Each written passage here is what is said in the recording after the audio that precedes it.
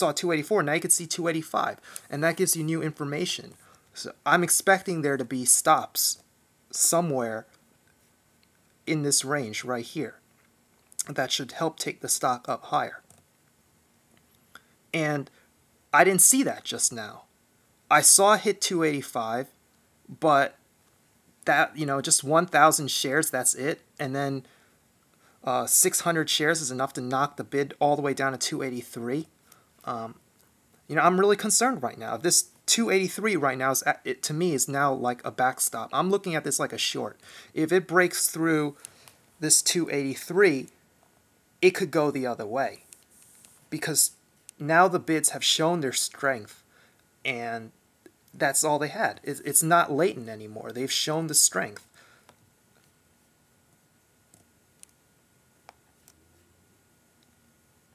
So I'm watching this 283 very carefully. If it breaks through 283, especially at this time of day, it could start reversing pretty quickly. Okay, look, 283 is gone. I'm ready to sell right here. If I was a little bit more decisive, I should have sold already. Let's see when I sell. I sell my shares at 41. Yeah, I sell it at... No, where did I sell it? 339.41. So I sell my shares in 11 seconds. So you see how much time I'm giving it. This is actually pretty bad. If this stock was more volatile, it would have already turned. So I think, in retrospect, looking back at this trade, I feel like I gave it too much time. I should have sold it immediately. I waited too long, and you could see my sell. Let's see if it matches up. 200, 200, and 100 at 41. So here I am. Here I am. 200, 200, 100. 339.41. So I'm out of this trade right now. So let's see what happens. Let's see if I did the right thing. Just let this thing run. Yeah, you see it already dropped. And you see this big bidder here. And this really sets up the mood for tomorrow. I'm seeing these big bidders, but it turns out that it's fake. They're not really there. I'm looking at the tape. Let's see if those cells actually get filled. When somebody hits the bid, let's see if I see 18,000 on the 18,000. Let's see if I see 20,000 sell on the tape before 282 vanishes. Let's see if these trades are real.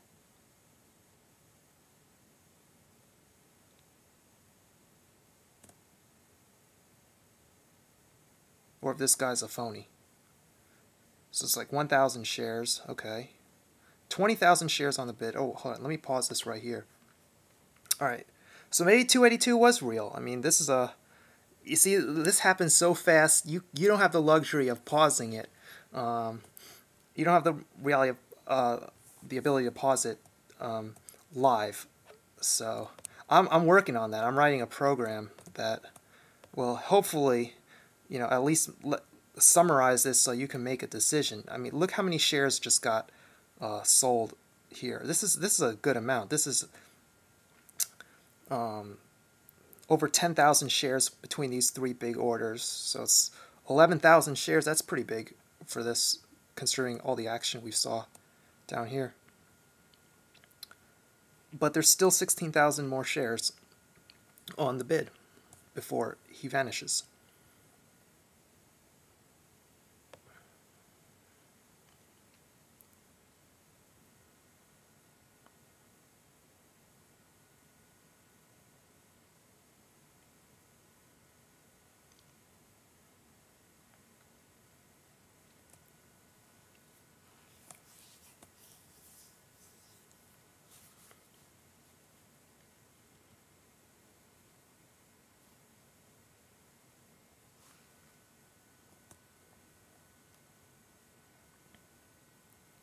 Okay, there's 282 getting tested again. This is always a bad sign This is always a bad sign when you see that big bidder that's kind of acting as a backstop.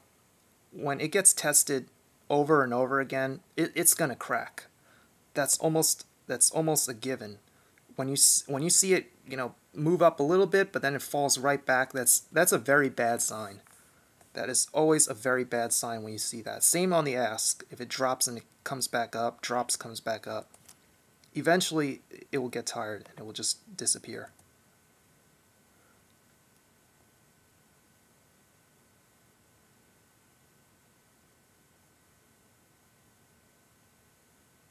And now you see a very big seller. And 282 is, 282 is actually, it is a real order. I thought he was phony, but I didn't get it. It's moving too fast that I don't even get a chance to add up all the shares. But I guess he is real because he's getting hit pretty good right here. We saw 11,000 shares before. Now there's another, 7 or 8,000 right here.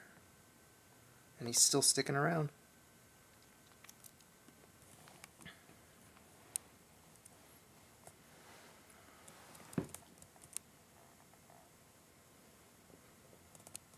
But it's almost 4 o'clock right now.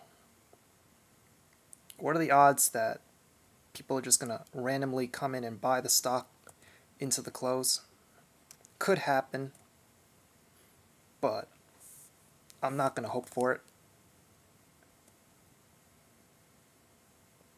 I usually make it a rule that I don't trade right around now. Anywhere from 3:45 to 4, I just don't trade.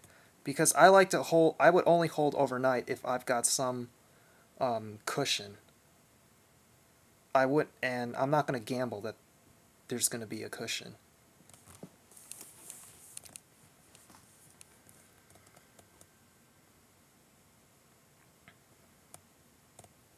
You can clearly see the resistance in these upper shadows. Every single candle's got an upper shadow. It couldn't hold the high without getting sold into. And now this candle's opening lower and it's closing lower. It's a bad sign. I'm not going to say it's going to tank, but the odds now of it getting up to here are, the odds are getting lower and lower by the minute. I mean, just trading sideways, pretty much. It's not a short, that's for sure, but it's not moving up. At this point, I don't feel too bad that I sold.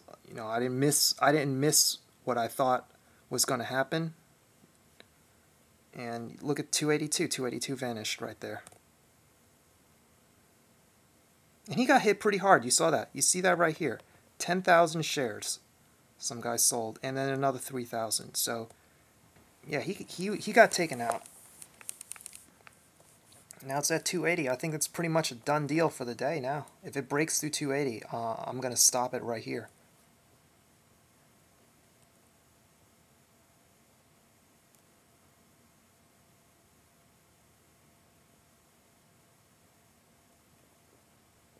Okay, you see a little bit of volatility right here.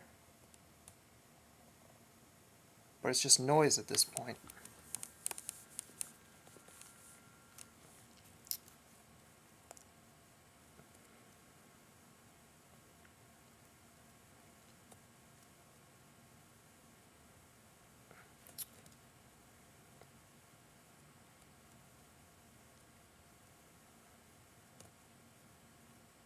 So the question is now, can it break 280?